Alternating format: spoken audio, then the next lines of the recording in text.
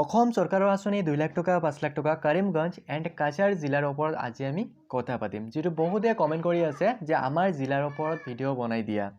so সেই comment হিচাপে মই ভিডিঅ' বনাই আছো আজি আমাৰ এই ভিডিঅ'টো 6 নম্বৰ ভিডিঅ' হ'ব যে কৰিমগঞ্জ এণ্ড কাছাৰ জিলাত টোটাল অনলাইন এপ্লাই কিমানজন কৰিছে কোনটো কাষ্টত কিমানজন আছে লগতে কোনটো সেক্টৰত কিমানজন আছে সো আজি আমি ইয়াতে কথা পাতিম আৰু ইয়াৰ পিছত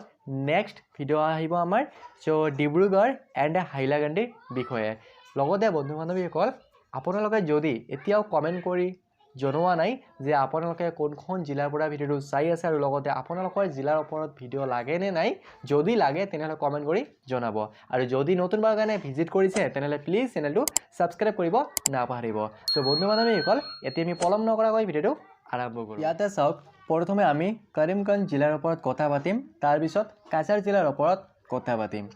ইয়াতে মন কৰিব so district with application dashboard Karimganj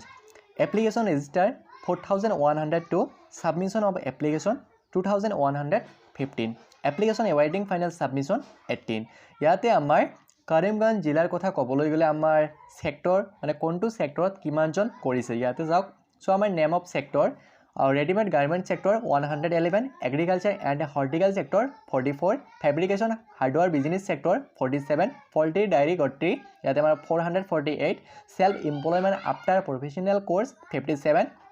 tar pisot amar furniture sector 24 other sectors including service 451 fishery 522 yar pisot stationery business sector 334 packaging sector 13 presentation sector 64 ইয়াৰ পিছত আহি গল সো আমাৰ এডুকেশন কোৱালিফিকেশন যেনেকৈ আমাৰ ইয়াতে মন কৰিব জেনাৰেল 2102 আৰু প্ৰফেশনাল 13 সো আমাৰ HS 976 মেট্ৰিকুলেশন 563 graduation 365 up to class 10 146 post graduation 34 ITI polytechnic diploma 18 ইয়াৰ পিছত প্ৰফেশনাল 13 আদাৰ্স 11 ইঞ্জিনিয়াৰিং 2 ইয়াৰ পিছত আহি গল সো আমাৰ কোনটো কাষ্টত কিমানজন কৰিছে ইয়াতে চাওক আমাৰ social category name general 957 OBC 649 SC 477 ST hills 23 STP 9 ইয়াৰ পিছত আমাৰ কৰিমগঞ্জ জিলাৰ ভিতৰত কেইখন এলএলসি আছে যেহেতু আমাৰ 4খন এলএলসি আছে আমাৰ কৰিমগঞ্জ নৰ্থ ইয়াতে আমাৰ 545 জন অনলাইন এপ্লাই কৰিছে আৰু কৰিমগঞ্জ সাউথ ইয়াতে আমাৰ 404 ইয়াৰ পিছত আমাৰ পাথাৰকান্দি 458 আৰু ইয়াৰ পিছত ৰাম কৃষ্ণনগৰ এসসি 708 এই আমাৰ 4খনত মানে ইমানজন অনলাইন এপ্লাই কৰিছে বা এই 4খন এলএলসিৰ ভিতৰত টোটাল আমাৰ 545 404 458 আৰু 708 জন ক্যান্ডিডেট টোটাল অনলাইন এপ্লাই কৰিছে ইয়াৰ পিছত আহি গল আমাৰ সো মেল কৰিছে টোটাল 1608 এণ্ড ফিমেল কৰিছে 507 ইয়াৰ পিছত আহি গল কাছাৰ জিলা district with application dashboard Cachar so Cachar জিলা কথা ক'বলৈ গ'লে আমাৰ টোটাল এপ্লিকেশন ৰেজিষ্টাৰ কৰিছে 7802 and the submission of application 2969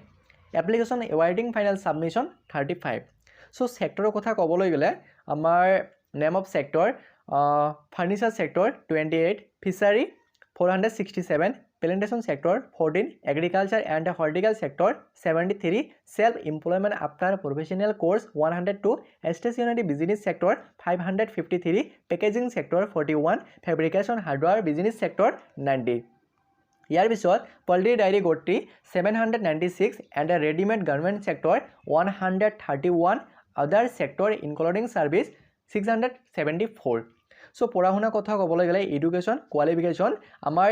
general 2951 ইয়াতে আমাৰ HS 1192 মেট্ৰিকুলেশন 1135 graduation 331 up to class 10 169 ITI polytechnic diploma 80 and post graduation 44 আৰু এই পেলে আমাৰ professional 18 engineering 10 আদাৰ্স 8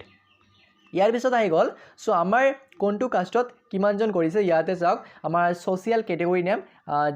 general 1587 OBC 726 SC 556 and ST hills 60 ST plain area 40 ইয়াৰ পিছত আহি গ'ল চ' আমাৰ এই কাছাৰ জিলাৰ ভিতৰত কেইখন LAC পৰে ইয়াতে চাওক 3 4 5 6 7খন টোটেল আমাৰ LAC পৰে কাছাৰ জিলাৰ ভিতৰত চ' প্ৰথমখন মন কৰিব ইয়াতে আমাৰ বাৰখটা 543 ইয়াৰ পিছত ধলাই এছচি 348 কাটিগড়া 546 লক্ষীপুৰ 343 শিলচৰ 430 সোনাই 594 আৰু এটা আছে আমাৰ উধাৰবন্দ